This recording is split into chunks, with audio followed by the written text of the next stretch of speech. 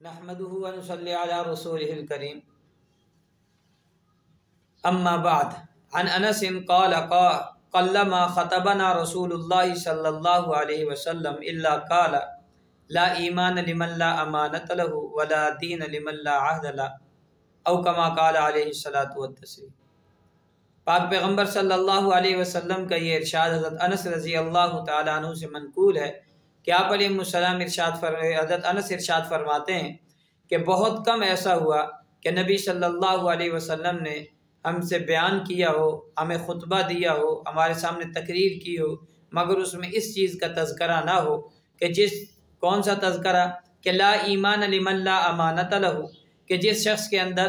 یہ والی صفت یعنی امانت والی صفت نہ پائی جائے اس کے اندر ایمان نہیں ہے، اور جس شخص کے اندر وعدے والی صفت نہ پائی جائے فرمایا اس کا ایمان نہیں۔ نبی صلی اللہ علیہ وسلم کا یہ عمل بیان کرنے کا مقصود حضرت انس کا کہ جب بھی خطبہ دیتے تھے تو ان دو چیزوں کا تذکرہ بہت آپ ارشاد فرمایا کرتے تھے۔ وجہ اس کی کیا ہے؟ کیونکہ ایمان انسان لانے کے بعد ایمان اس بات کا مقتضی ہے اور یہ تقاضا کرتا ہے، اور میرا اللہ یہ بات کو پسند فرماتا ہے کہ مومن کے آدمی کے اندر اچھے اخلاق، اچھے عادات، اچھے اطوار، اچھے طور طریقے پائے جائیں۔ اس وجہ سے ان دو صفات کی اللہ تبارک و تعالیٰ نے مومن کو حکم فرما دیا ہے کہ وہ کیا کرے۔ نمبر ایک کہ وہ اللہ تبارک و تعالیٰ کے دیے ہوئے جسم کے اندر اور اللہ تبارک و تعالیٰ کی دی ہوئی صلاحیتوں میں امانت کو اختیار کر لے۔ نمبر دو وعدہ وفائی کو اختیار کرے، اور یہ امانت ایک ایسی صفت ہے جس شخص میں پائی جائے گی اس کی دنیا اور آخرت دونوں کی دونوں کامیابیوں سے ہمکنار ہوں گے۔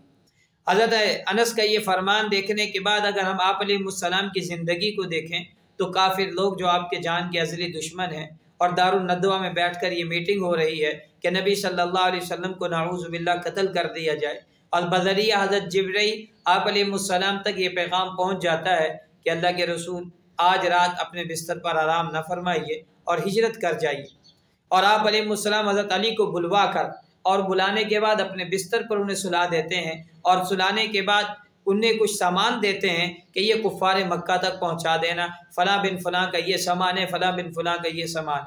حضرت علی رضی اللہ تعالیٰ عنہ صبح اٹھ کر یہ سامان ان لوگوں تک پہنچاتے ہیں۔ معلوم یہ ہوتا ہے کہ یہ ان لوگوں کی امانتیں تھیں جو نبی صلی اللہ علیہ وسلم کے قبضے میں تھیں۔ اب یہ امانتیں یہ لوگ آپ علیہ السلام کے پاس رکھوا رہے ہیں، آپ کا پیغام ماننے کو تیار نہیں، آپ کی بات ماننے کو تیار نہیں، آپ کے پیچھے چلنے کو تیار نہیں، البتہ اپنی قیمتی چیزیں اگر ان کا نظر انتخاب کسی شخص پر پڑتا ہے کہ ہماری یہ قیمتی چیزوں کا محافظ کون بن سکتا ہے، ہماری ان قیمتی چیزوں کی حفاظت حقیقت میں کون کر سکتا ہے، وہ شخص جس کو ہم دیں وہ مکرے نہیں، وہ شخص جو اس میں تبدیلی نہ کرے، وہ شخص جب ہمیں ضرورت پڑے ہماری امانت کو واپس کر دے، ٹال مٹول سے کام نہ لے، تو نظر انتخاب میں ان لوگوں کو بھی پاک پیغمبر صلی اللہ علیہ وسلم کی ذات ملتی،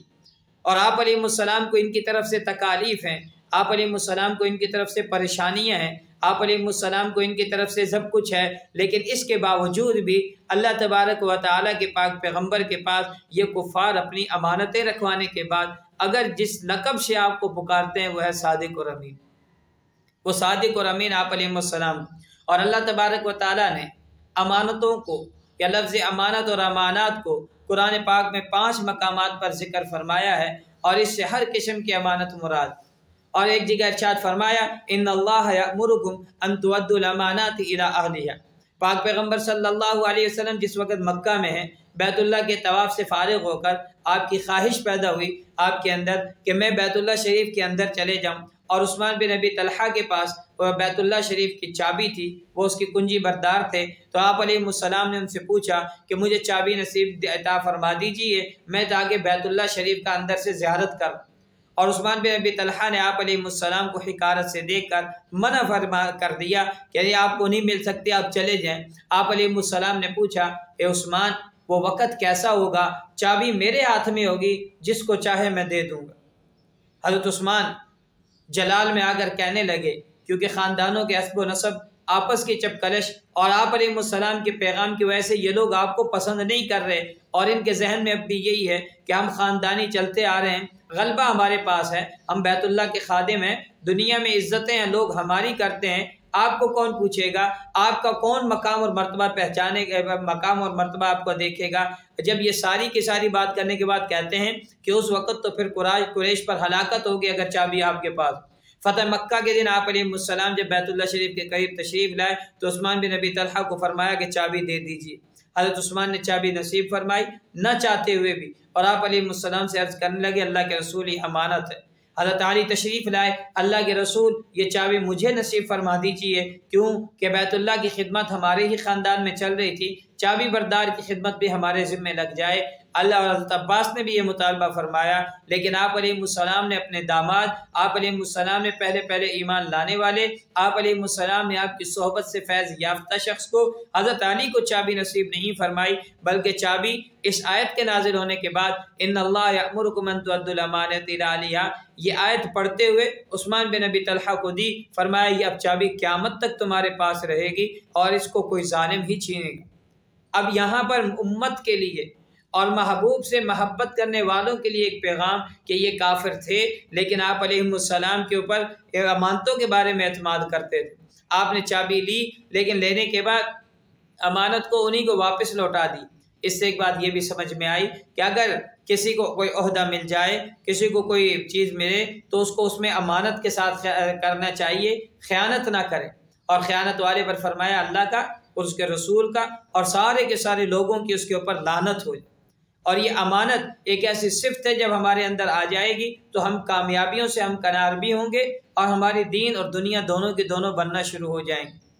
اور یہی اگر ہم دیکھیں کہ حضرت موسیٰ علیہ السلام حضرت شعیب علیہ السلام کی قصے کی طرف کہ حضرت موسیٰ علیہ السلام اپنے علاقے سے ہجرت کرتے ہیں اور ہجرت کرنے کے بعد بستی مدینی بستی میں پہنچتے ہیں اور وہاں پر ایک منظر دیکھتے ہیں کہ چند لوگ کنویں کے قریب کھڑے ہیں اور دو بچیاں وہ علیحدہ کھڑی ہیں، اور وہ علیحدہ کھڑی انتظار میں ہیں کہ ہم اپنے جانوروں کو پانی پلائیں، اور یہ لوگ پانی پلاتے ہیں۔ حضرت موسیٰ علیہ السلام ان سے پوچھتے ہیں کہ بیٹیو تم علیحدہ، میری بہنوں تم علیحدہ کیوں کھڑی ہو، پانی کیوں نہیں پلاتی؟ تو انہوں نے کہا علیحدہ کھڑی ہونے کی وجہ ہماری یہ ہے کہ ہم کمزور ہیں اور ہمارے والد بوڑھے ہیں، پانی کھینچ نہیں سکتے، یہ لوگ اپنے جانوروں کو پانی پلائیں گے، جو پانی بچ جائے گا ہم اپنی بکریوں کو پلا کر اپنے گھر چلی جائیں گے۔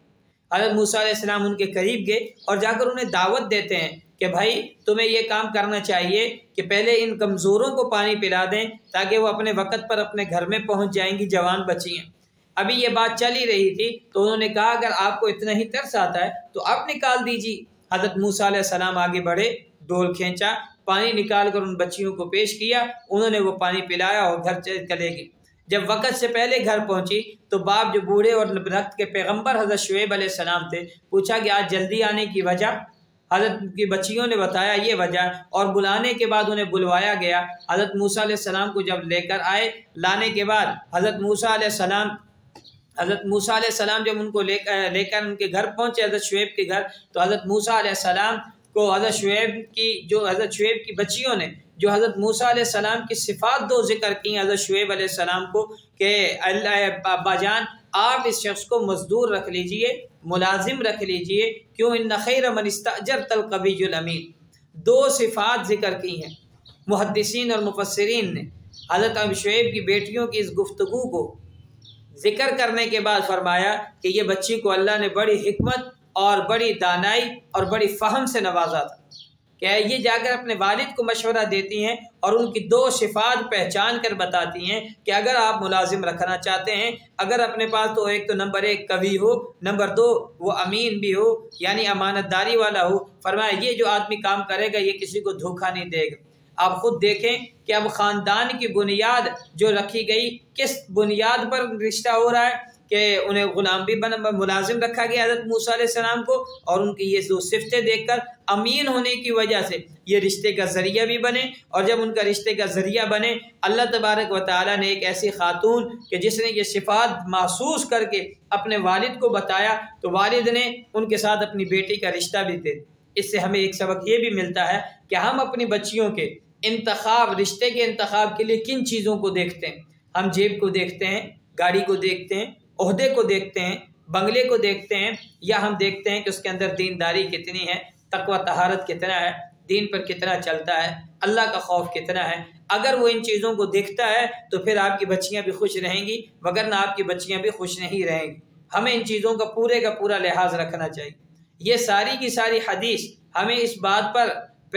کر رہی ہے، مشیر ہے کہ ہم بھی اپنی امانتوں کو ان کے حقداروں تک پہنچائیں۔ امانت صرف پیسہ نہیں ہے، امانت صرف سامان نہیں ہے، عہدہ جو ان سے یہ بھی امانت ہے، اللہ کی طرف سے جو ذمہ داریاں ہمیں دی گئی اولاد کی یہ بھی امانت ہے، اہلیہ کی ذمہ داری امانت ہے، ماں باپ کی ذمہ داری امانت ہے۔ ہم ہر امانت کو اس کے حقدار تک اپنی کوشش کے مطابق پورے کا پورا پہنچائیں۔ حدیث میں آیا اگر کسی کو اللہ نے عہدہ دیا اور اس نے عہدہ دینے کے بعد کسی نااہل آدمی کے ذمے کو کام لگایا، حالانکہ اس سے عمدہ اور اہل موجود تھے، فرمایا اس نے اللہ سے بھی خیانت کی، اس کے رسول سے خیانت کی، اور پوری امت مسلمہ سے خیانت کی۔ آج یہ امانت نہ ہونے کی وجہ سے اور اس خیانت کی وبا کی وجہ سے آج دیکھیں تو دنیا کے اندر مسلمان مار کھا رہا ہے اور پریشانیوں کا بھی شکار ہے، کیونکہ اس کے اندر امانت نہیں۔ آج غیر مسلم میں امانت ہے اور وہ اس کے بدلے وہ پوری دنیا پر راج کرنے کی فکروں میں، ہمارے ہاں امانت نہ رہی، ہم ذلیل اور خوار ہونا شروع۔ تو میں اور آپ اگر کامیابی چاہتے ہیں تو ہمیں یہ صفت کو امانت والی کو اپنانا ہو۔ اور قرآن میں اللہ نے سورہ مومنون کے اندر مومنین کی کامیابی کی ذکر فرمانے کے بعد فرمایا، اور مقام تعریف میں یہ تعریف ان کی فرمایا والذین هم لاماناتهم وعهدهم راعون، کہ وہ اپنے وعدے کی بھی اور اپنی امانتوں کی بھی رعایت رکھتے ہیں۔ اس حدیث کے دو جز تھے، پہلے جز کے اندر امانت کا ذکر ہوا اور دوسرے جز کے اندر وعدے کا ذکر ہوا۔ ہم نے امانت کو انشاءاللہ آج عرض کر دیا، اللہ نے زندگی رکھی تو وعدے کے لیے کل کچھ گزارشات عرض کریں گے۔ سبحانک اللہم و بحمدک، اشہد ان لا الہ الا انت، استغفرک و اتوب الیک۔